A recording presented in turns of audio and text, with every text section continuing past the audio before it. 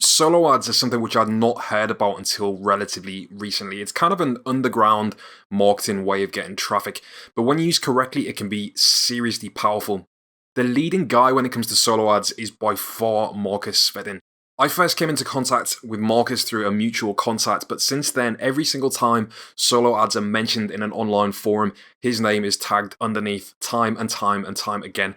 And that's because the results speak for themselves. So, I'm really excited to have sat down with Marcus to actually get under the hood of exactly what solo ads are. And in this episode, you're going to learn exactly what they are, exactly how you can use them, and why Marcus is the leading guy in the industry. Welcome to the Viral by Design podcast with Dave Rotherow, where we get inside the minds of today's leading viral marketers as they reveal the exact strategies they use to build brands, products, and campaigns that are magnetic to customers, spread like wildfire, and seize the attention of millions. This is Viral by Design. I guess the first question is, because up until like a year ago, I really didn't know what a solo ad was, and it was when I was working on a project with a fellow internet marketer, John Mulry, that he mentioned. Yeah, I know John. Yeah, right. Yeah. So he mentioned solo ads, and then obviously put me onto you. So yeah, I mean, I guess the first thing is, can you explain in your own words what is a solo ad? So solo ads are pretty simple. What it is in a nutshell, I have a large list based around a certain niche. So MMO or health and well-being or dating relationships or whatever, some topic, some subject. And you have a product that is in that topic, in that niche. And you want traffic to go to your site, to your opt-in page, for example. And so you give me your link and any ad copy that you may have that any ad copy that I'll put into an email. Usually, if someone gives me ad copy, I will edit and make changes to their ad copy as I see fit, just so it sounds more like me and that kind of thing. And then I will email that off to my list, and then my audience will open my email, and then they'll click on your link. And that's how you get your traffic. That's more or less how solo ads work in a nutshell. Right. So it's basically like packaged list emailing. Yeah, that's right. That's it. So you're generally considered like one of the best, if not the best, in the industry in terms of solo ads. Every time I go into a Facebook group, it seems that somebody's asking who's best at solo ads. Your name always comes up. So how have you managed to build such a good reputation and get such great results? Well, the thing is, and I tell this to a lot of my clients, because I find a lot of my clients are all in the same niche with like a 1,000 other people. And it's the same thing with solo ads or doing solo ads. It's the same thing with anything, really. You have to set yourself apart. I believe it was Russell Brunson. He talked about, you're a shark in a tank full of other sharks. There's only so much meat, only so much food. So you have to set yourself apart so you get more food than the other sharks. And the thing is what I've done besides providing quality traffic is my customer service. So I will go the extra mile or the extra 2 miles to help a client out. So for example, I'll help them with their funnel. I'll help optimize their landing page. Ultimately, I want my clients to get the best possible chance of getting a sale. And so part of that, and the doorway to that is through their opt-in page. So I make sure their opt-in page is optimized properly. So I'll go down maybe we should split test your headlines. So I'll give them a few headlines, like a few headline ideas. We should try and split test maybe your background, or even the color of the font, the color of the call to action button. Should you have a click pop opt-in form? So you click a button, the opt-in form pops up, or should the opt-in form be straight there on the page? So I'll sit down with them and I'll go through a lot of these different aspects of opt-in page and try and make it a better experience for them. And then I also help them with, it's all good to get all these opt-ins, but if your email series, if your email sequence isn't going, either to like the Gmail primary inbox, which is tough to get into, or at least to like promotionals or updates, you're going to spam, your open rates in your emails is going to be horrible. And so I have a little tool that I use all the time with my own emails that tells me where my email is going to in Gmail. 90% of all online users today use Gmail. And that's, so you want to make sure you are not going to spam in Gmail. Otherwise, your open rates, your click-through rates are just going to be just trashed. Yeah. So I do all these little extra things to kind of set myself apart. And over time, I've just kind of helped enough people and help enough people get a bit more successful. That I suppose they've just kind of just thrown my name around a fair bit. So yeah, I think that's like really great advice for any walk of business. Really, is like being completely customer focused. That's it. Customer focused, and you focus on your customers and your customer service and helping your customers win, and or your clients or whoever, and they'll help you win. Yeah, 100%. There's so much interesting thing that you just so many interesting things that you just mentioned there. One of which is kind of like a pressing question, I think, on a lot of people's minds now is, a lot of people think that email marketing is dying in favor of stuff like messenger bots, like Facebook audiences, etc. And something which you mentioned there about, and I know you showed me that tool the other day, which is fantastic, which actually shows you where your emails are going. So yeah, is email marketing dying, or is it just that people? No, man. Email marketing was around before Facebook, and email marketing will be around after Facebook is gone. I mean, if Facebook leaves. I mean, Facebook is powerful for sure. It's a great tool. I know for me personally, if I didn't have Facebook, I probably wouldn't have a business. But I mean, I find a way around it. But right, it would definitely hurt me if I didn't have Facebook. But no, email marketing is not dying. I mean, if it was dying, why would these big companies ask for your email address? Yeah. Why would Microsoft ask for email address? Why would Apple or why would they ask for your email address if email marketing was dying? It's not. It's just there's just other platforms that are just coming up on the scoreboard that are probably just as powerful as email marketing. But It's not dying. No way. It'll be around for ages and ages. As long as there's internet, as long as you have internet, you'll have email marketing. So basically, it's kind of like the impression I get is it's kind of like, and a lot of things tend to do this as well, is like they saturate over time, right? So you get Google ads, like back in the day, PPC advertising on Google, it was like dead cheap, and then it saturates, and then Facebook marketing's doing the same as well. And then, it seems like, especially from what you're saying, that email has done the same thing as well. There's a lot of people going for people's attention, and to stand out is the key, right? So how stand out? How do you do that then in email marketing? Is it all just about like really good subject lines, or what's the key to actually getting people to engage with you in their inbox?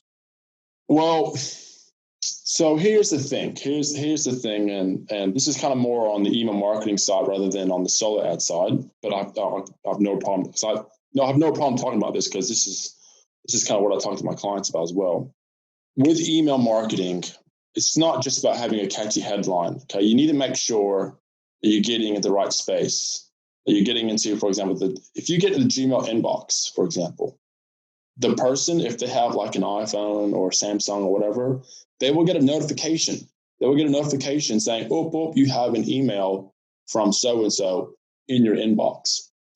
And it's tough. So what you need to do is you need to have a really good, what I call and what's his face talks about this, Ryan Dice. Yeah. And he talks about having a indoctrination series. And what that does, that indoctrination series is all about you. It's all about, who you are, your story. It's about, it's I suppose you call it if you're a ClickFunnels guy, it's your soap opera sequence kind of thing. Yeah. And that engages the person, your lead, into who you are and to like you and this and that. And so what ends up happening is that people, they will only send, like, for example, their follow-up sequence to their lead, which is all about the product, right? Yeah. And not so much about them.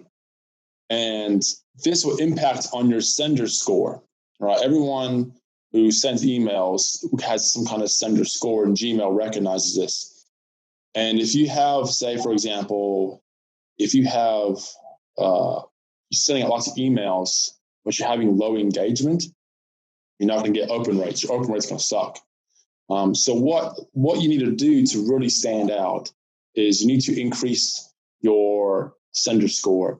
And you do that by sending an indoctrination series, and at the same time sending your follow-up series for for whatever product you're trying to market.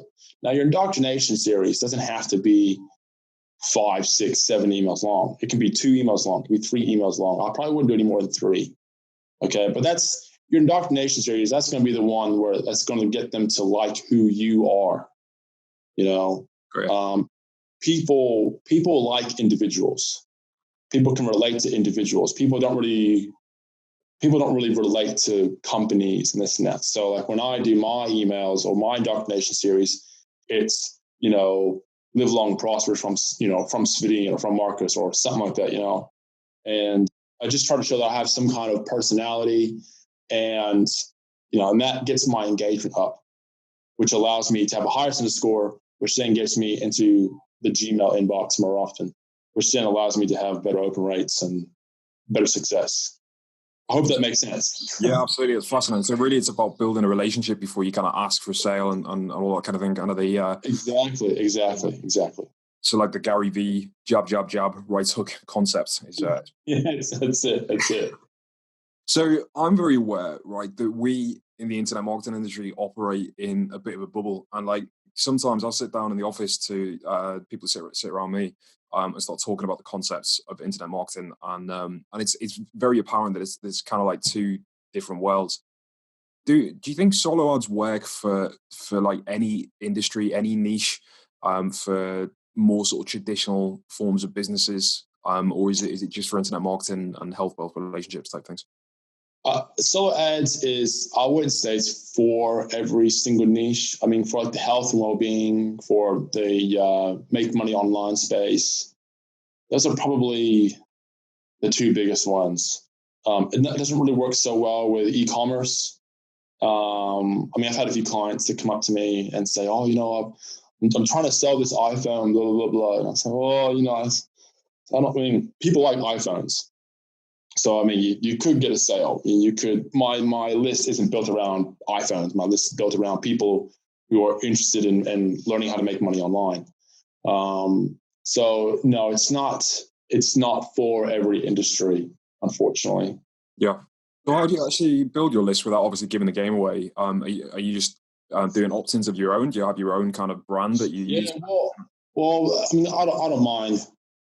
I don't mind giving the game away. Not there's a game to give away, but I like to be transparent because, people come to me and, they're giving me their money, and to me, that's, you giving me your hard-earned money that you go to work and you pay for, that's a big deal. And so I'm 100% transparent with how I get my leads. And so what happens is a lot of solo ad, vendors, and this is pretty rough, and I disagree with it 100%. But a lot of solo ad vendors, what they do is they build their list via other solo ad vendors, right? But then that solo ad vendor who they got their list from, right, got their list from another solo ad vendor, Jesus. Right? So you have this gigantic recycling of leads that goes around. Ultimately, what ends up happening in the end is all these leads have come from Google or from YouTube or from Facebook or from somewhere, right? They come from somewhere, but they're all this just massive recycled trash, And how do I know this? I know this because, that's what I was taught. That's what I started doing a little while ago. That's what I did because I thought that was just the norm. Anyways, but see, you'll find a lot of solo ad vendors, they'll sell to, they make a lot of their money off of other solo ad vendors. Well, I was put in a pretty unusual space where 100% of my clients were affiliate marketers. And a little while ago, a number of months ago, I was sitting there, probably about a year ago, somewhere around there. And I was looking at my situation thinking, I need to change this. I need to change what I'm doing because I want to make sure that my affiliate marketers or my clients are getting the best possible traffic, the best possible chance of getting upfront sales. And now upfront sales are great, but they're a bonus. The big thing is you're building your list with quality leads. And so I was like, all right, how am I going to get quality leads? And so what I found was I started investing heavily. Me and a group I'm in, we have a lot of buying power. And so we started investing heavily, media buys, right? And so media buys are like banner ads, they're like native ads. It's ad space on websites. So we would go to certain websites, and so this is where we started getting our traffic from, was from all these media buys. And then I also build my list I've also started dabbling in Bing traffic. I mean, there's Google, and Bing's like the Microsoft version of Google. Yep. The great thing about Bing, though, is that they're not nearly as strict as to how you can do your ads. Whereas Google, if you even mention make money online, they'll ban you. There's no mercy there. So I started building my list with media buys and Bing traffic, and it's a world of difference, man. It's an absolute world difference. On my own personal opt-in pages, I'm getting like 65 to 80% opt-in rates. People are getting sales a hell of a lot more, man, on the front end, right, than they were before. Their open rates are in like the 30% to 40%, high 20s. That's really good open rate. They're getting really good click-through rates.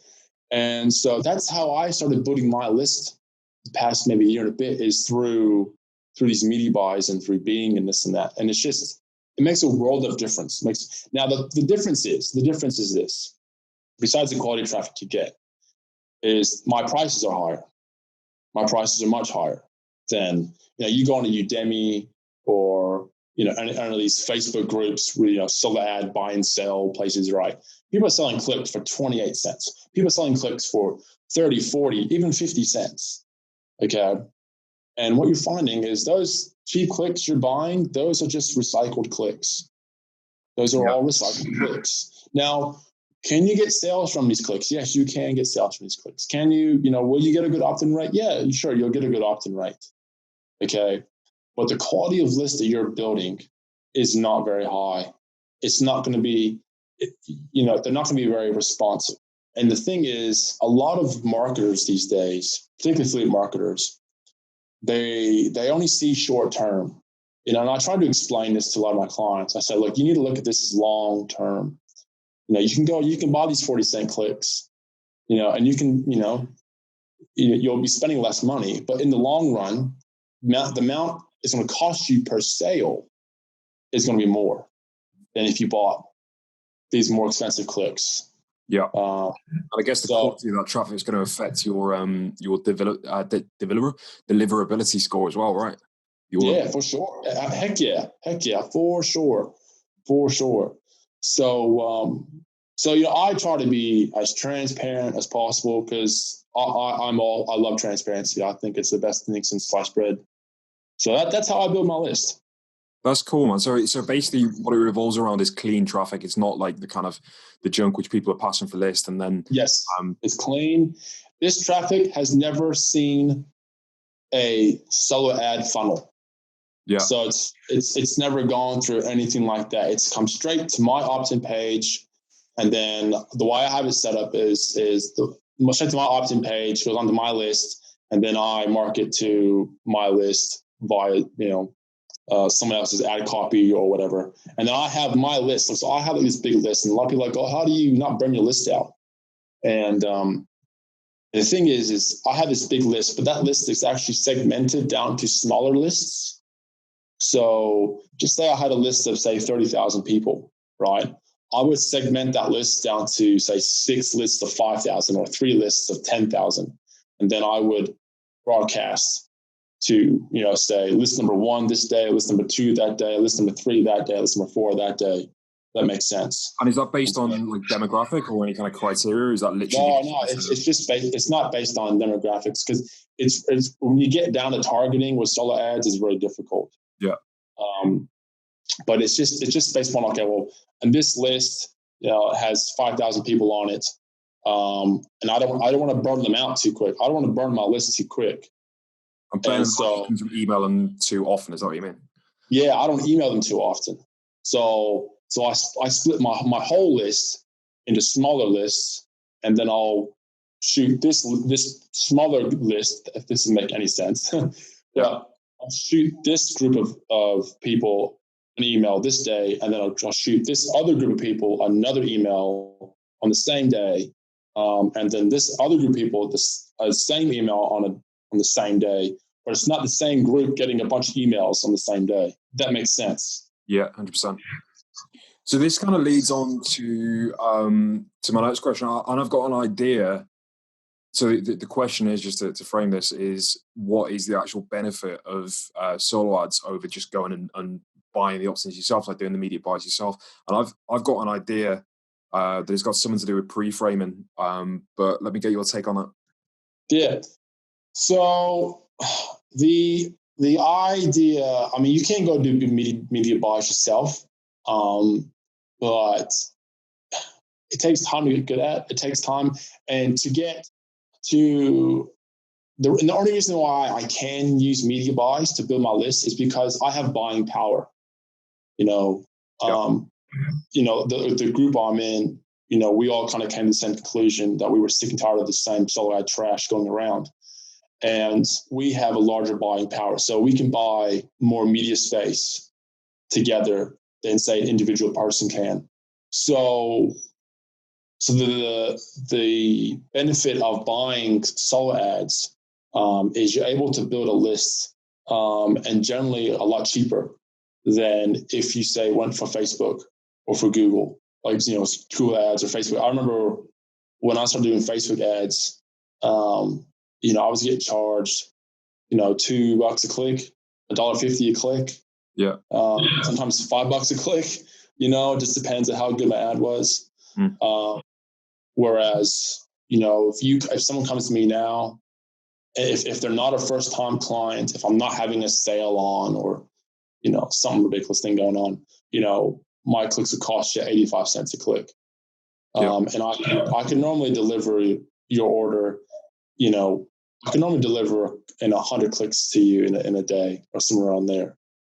And so it's quick, it's cheaper, you're leaving, you don't have to worry about dealing with, the ads themselves on the websites. And so it's just a lot less stress for you. But again, you are giving up a certain amount of trust to someone else, which is, again, why I try to be so transparent, because I want people to know that, they're not wasting their money. So that's the benefit of doing solo ads. It's you can build your list quickly, and it tends to be, it is a fair bit cheaper than, doing Google ads or Facebook ads. I mean, one thing that strikes me as well is the benefit over just kind of sticking up banner ads or Facebook ads. As you say, you can never guarantee what you're going to pay for a click, no matter how good you are as a media buyer. That's right. That's right. Exactly right. That's just true too. You never know. Yes, right. I have a mate of mine. He teaches kids how to start their own business, and he does Facebook ads. And one day I was at his house, and he was having a fit. And the day before, he was being charged $3 a click. Now for him, $3 a click is great. He makes lots of money off $3 a click. But the next day, nothing's changed. Well, his ad hasn't changed. He's all of a sudden paying $6.70 a click.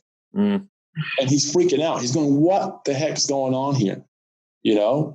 And this seems to happen day to day. One day your clicks are cheap, next day they're super expensive.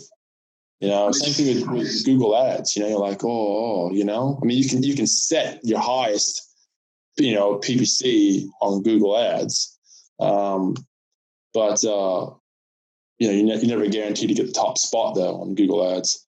yes, with solo ads, it's price, for this type of traffic.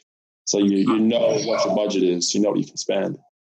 And at the same time, something which I know Russell Brunson talks about a lot is the idea of pre-framing and being able to kind of, if people come in warm, because essentially what you've done, right, is warmed up the list, and then you send an email saying, hey, you go and check out Dave's offer, he's a great guy, etc., etc.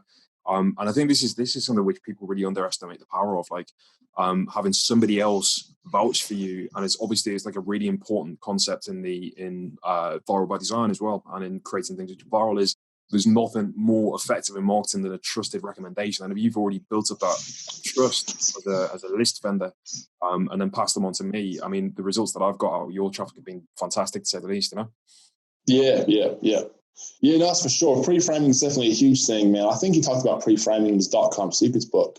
That's right, yeah. Where I think, where he came out, he had someone pre-framing him with music or whatever after his first time on stage, and it was like, he had like 10 times more sales or something ridiculous. So pre-framing is definitely a huge thing. But you got to remember though, it's solo ad traffic is still to be treated as cold traffic though. Yeah. So I get some clients who come to me and they say, "Oh, I want to send 1,000 clicks to this offer." So I have an offer, and it's an offer for a $900 course or $900, or even like $497 or something, Yeah. I said, whoa. I said, no, you can't do that. You may get a sale. You may. I never guarantee sales. Unfortunately, I can't make people pony up the wallet, and bust the credit card out. But, yeah. I wish I could, Jedi mind powers. But that's it. Next business. That's it. But with solo ads, really you gotta work up the value ladder. The best way to bring solo ad traffic into your funnel is with like a free plus shipping offer, or with like an offer that's like under $12. Some kind of low front end offer. Quick example here for you. An old client of mine, well, not old client of mine, but he's a current client of mine. He's an affiliate for a particular affiliate network. I won't name names, but anyways, he bought some clicks off of me, and he had someone join the network, and initially he made like $120 commission, and as he was going up, as he could see this lead come in, he got the commission, and then just the other day, this particular lead went up this value ladder, and my client got a $6,000 commission. Oh, okay. So yeah. And when he told me, I said, are you serious? Like, you're not like pulling my leg? He showed me the IP address of this lead, and he matched it to my traffic where it came from. And I was like, that's amazing. That's absolutely amazing. And so, you have to have, even with solo ad traffic, you have to have that value ladder. Don't shoot a $5 product at them initially, free plus shipping or a under $12 product, and then get them buying, get them in the, what's his face? What's that? It would not take Kennedy. Something Kennedy. Dan Kennedy. What's his name? Dan Kennedy. Copywriter. Dan Kennedy. That's it. Well, he said, well, a buyer is a buyer is a buyer is a buyer. Yeah. Get them into that, up the value ladder, buying. And that's exactly what happened with this particular client of mine. So it is warmer traffic, but I would treat it as cold traffic, and then send it to a low front end offer initially. Yeah, this is something I think as well, which is really fascinating, because a lot of people in this, when I was talking earlier on about the two bubbles in which we live, like a lot of people in the internet marketing industry, in fact, most people in the internet marketing industry, because they're in a relentless web of retargeting, understand the concept of value ladders and of Russell Brunson and of .com secrets and all this kind of thing. But I think it's something which I've just started introducing a lot of my non-internet marketing friends to, and I've been banging on about it not very clearly for a long time. They've been looking at me like a lunatic, but I know exactly where you're coming from, man. I know exactly where you're coming from. Most people, some people they don't get like, what? Isn't that like pyramid scheme? Aren't you getting ripped off? Yeah, right. Yeah. No, not really. Yeah. But I think this whole concept of like getting people in a low ticket works across anything really, because my kind of I cut my teeth in like e-commerce, and I look back now on those businesses I moved on from, and thinking, geez, if I knew these concepts of getting people in with a low ticket offer first, without, because my business is with subscription, so even stuff like that, it's difficult to get somebody into a subscription because it's like a recurring payment, it's a big commitment, and this concept of getting people in on a low ticket offer, which as you say, solo traffic is perfect for. Getting really high in on a low ticket offer, it could be so powerful. I mean, 6K. Oh yeah, for sure. Yeah, that's crazy, man. Yeah, that's for sure. Yeah. Cool. Well, listen, Marcus, thank you so much for taking time to talk to me. I think this has been a fascinating conversation, and I'm sure we go on for hours and hours, but I respect your time. I love it, man. I could talk about this stuff for ages, man. So, but the thing is, in the end, if when someone goes to buy traffic from someone, a particular solo ad vendor, look for testimonials, look for sales, look for, do they have a reputable name? Don't buy traffic from someone who approaches you. Do your own research, and test and try different vendors. I love it when people come back to me. People want to try different varieties of spice of life. Try different vendors, see who's better, or see who performs better.